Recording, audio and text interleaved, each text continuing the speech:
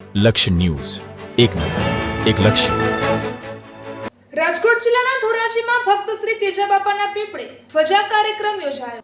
જેઠ સુદ 11ના દિવસે તેજાબાપાના પીપળે ધજા ચડાવવામાં આવી હતી. વર્ષોથી ચાલી આવતી પરંપરા વિધિ સાથે તેજાબાપા ટ્રસ્ટ અને કીર્તન મંડળી તેમજ આસપાસના લોકો દ્વારા ભક્તિભાવપૂર્વક સંપન્ન થઈ આ ધજાની શોભાયાત્રા બપોરે 4:30 કલાકે તેજાબાપા અન્નક્ષેત્રથી શરૂ થઈ હતી.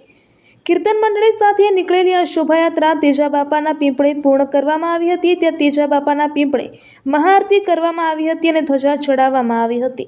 આ શોભાયાત્રામાં મોટી સંખ્યામાં ભક્તો જોડાયા હતા. તેમજ તેજાબાપા અન્નક્ષેત્ર ટ્રસ્ટ દ્વારા અનેકવિધ સેવાકીય પ્રવૃત્તિઓ કરતા તેજાબાપા સહાયક અન્નક્ષેત્ર ટ્રસ્ટ દ્વારા તેજાબાપાની જગ્યામાં દરેક ધાર્મિક તહેવારની ભવ્ય ઉજવણી કરવામાં આવે છે, જેમાં વિશાળ સંખ્યામાં ભાવિકો દર્શનનો લાભ લેવા આવે છે.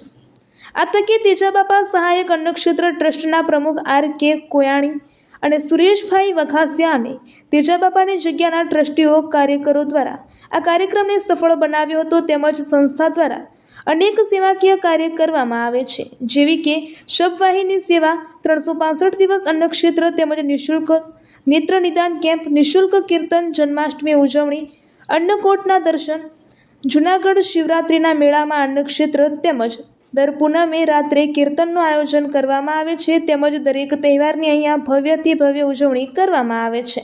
રિપોર્ટર અરસીભાઈ આહિર, ઉપલેટા, ધોરાજી. મારું નામ ભૂપતભાઈ મંજીભાઈ વઘાસિયા. હું ધોરાજી તેજાબાપા ટ્રસ્ટની અંદર સેવા બજાવું છું અને અમારા ટ્રસ્ટના પ્રમુખ છે. તથા મારી બાજુમાં ઉભા પ્રવીણભાઈ ચોટિયા એ ટ્રસ્ટી છે.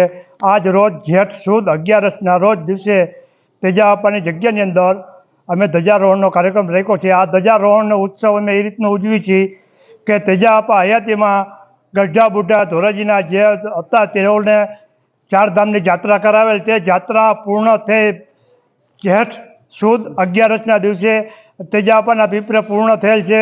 ત્યાંથી તેમનું ભવ્ય સ્વાગત કર્યું અને ત્યાં ધ્વજારોહણનો કાર્યક્રમ તે દિવસેનો ચલાવેલો. તે દિવસને આજ સુધી અમે તેજાબાપાના પીપળે ધ્વજારોહણનો કાર્યક્રમ રાખીએ છીએ અને વર્ષોની પરંપરા મુજબ અમે અમારો આ તહેવાર ઉજવીએ છીએ.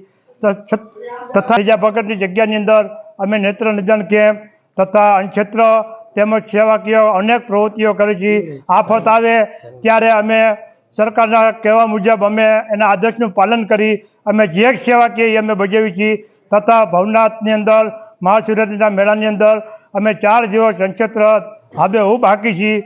છતાં અમારા લાયક કોઈ પણ સેવા હોય તો અમારા ટ્રસ્ટને જાણ કરવા નમ્ર વિનંતી. અને આજે ધોરાજીની અંદર અમે સતત 20 વર્ષથી એકધારી શબવાહિની વિનામૂલ્યની ફરજ બજાવી છીએ. તથા અમારાથી ટ્રસ્ટની અંદર કાંઈ પણ સેવાકીય પ્રવૃત્તિ હોય તો અમને જાણ કરો. અમે યોગ્ય છે તો અમે નિર્ણય લઈ સેવા બજાવશું.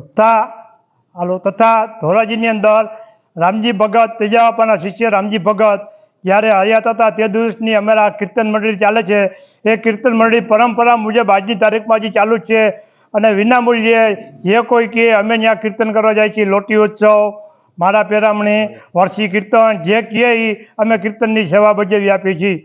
અને કદાચ કોઈ કરદણી એમ કહે કે આ ફંડ ફાળો અમારે જોતો નથી તો એ ફંડ ફાળો અમે અન્નક્ષેત્રમાં સમર્પિત કરી છીએ.